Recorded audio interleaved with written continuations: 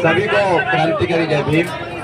Teacher ने बोला थोड़ा सा बोलना, वकील तो थोड़ा सा नहीं बोलते रहते, ज्यादा बोलते, मगर मैं समय का ध्यान रखूंगा। साथियों, बहुजन समाज पार्टी ने आज समर्थन दिया है और बहुजन समाज पार्टी उस समय से लड़ाई लड़ती आ रही है। आप सब लोगों को पता है, हर समस्या में बहुजन समाज पार्टी सबसे आगे रहती है।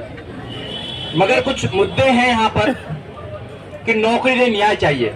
कौन देता है न्याय? न्याय सरकार देती है।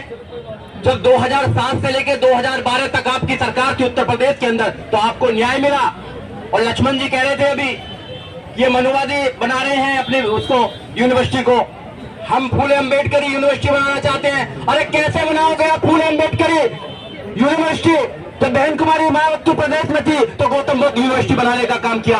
सरकार जब तुम्हारी होती है तो न्याय नहीं होता है, तो सरकार नहीं होती तो न्याय आपके पास नहीं होता है। आपने देखा पूरे देश में जुर्म हो रहा है, पहली बार नहीं हो रहा है।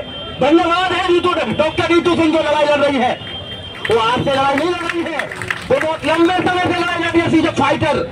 और ऐसे लोग उनके साथ लगे हुए हैं जो उनका सपोर्ट कर रहे हैं। ये एक इंसान की लड़ाई नहीं है, ये सब लोगों की लड़ाई है।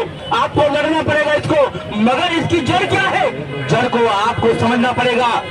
वो क्यों अपने लोगों को अंदर डालने का काम कर रहे हैं, क्यों वो कैदे को डालने का काम कर रहे हैं? क्योंकि सरकार उनके पास में है। जब तक आप सरकार नहीं बनाएंगे, जब तक आपकी समस्याओं का समाधान नहीं होगा, सारी विपत्तियों के मालिक आप हैं, सारे विपत्तियों के मालिक आप हैं, मगर सारे संपत्तियों के मालिक वो बना रखा आप लोगों ने। क्यों? क्योंकि सरकार की ताकत उनके पास है।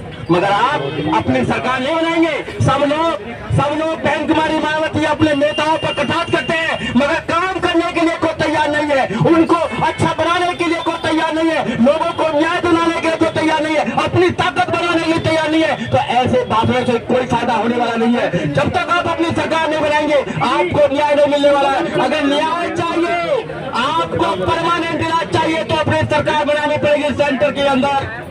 न्याय राजा के ऊपर डिपेंड करता है, न्याय तो राजा के ऊपर डिपेंड करता है। राजा का मन चाहेगा तो न्याय देगा, राजा का मन नहीं चाहेगा तो आपको न्याय नहीं देगा। जैसा हो रहा है, पिछले 2 महीने से बैठी हुई है, क्या किसने न्याय की बात करी? नहीं बात करी, न्याय की बात करी, क्योंकि वो आपको न्याय नहीं देना चाहते, आपके साथ में शोषण करना चाहते हैं। इसलिए उनसे उम्मीद करें कि न्याय के लिए तो खड़ा होना पड़ेगा आपको। मैं डॉक्टर रीतू से पहले भी बोल के गया था, आपकी जगह यूनिवर्सिटी के अंदर नहीं है, आपकी जगह पार्लियामेंट के अंदर है। आप क्या डिसाइड करिए, पार्लियामेंट नहीं जाएंगे तो समाज के बाद कौन उठाने का काम करेगा? आपको जाना होगा, नौजवानों को आना पड़ेगा। जिसके भी जिसको भी पूछो अपने बच्चे को क्या बनाना चाहते हो? मैं IAS बनाना चाहता हूँ, डॉक्टर बनाना चाहता हूँ, इंजीनियर बनाना चाहता हूँ, आप जैसा वकील बनाना चाहता हूँ। अरे बाबा साहब डॉक्टर अम्बेडकर, माननीय काशीराम साहब, बहन कुमारी मायावती कौन बनाना चाहेगा जिन्होंने हमारी लड़ाई लड़ने का काम किया? नहीं खड़ा होता। माननीय काशीराम साहब नहीं होते तो क्या हम इस देश में सोच पाते कि देश की प्रधानमंत्री की कुर्सी पर बैठ सकते? नहीं बैठ सकते थे।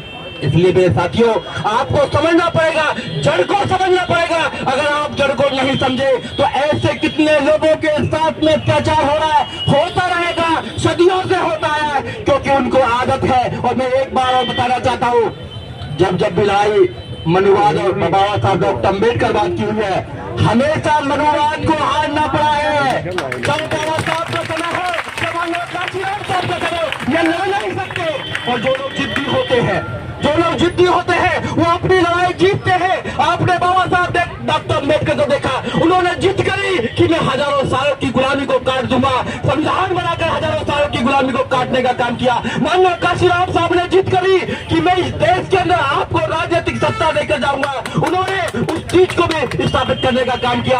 और आज रीतू ने जिद करी है कि मैं इस प्रशासन को झुका कर रहूंगा, तो आपके सहयोग से प्रशासन झुकेगा, न्याय मिलेगा और सारा कुछ आगे आंदोलन बढ़ेगा। जय भीम, जय भारत, नमो बुद्धाय।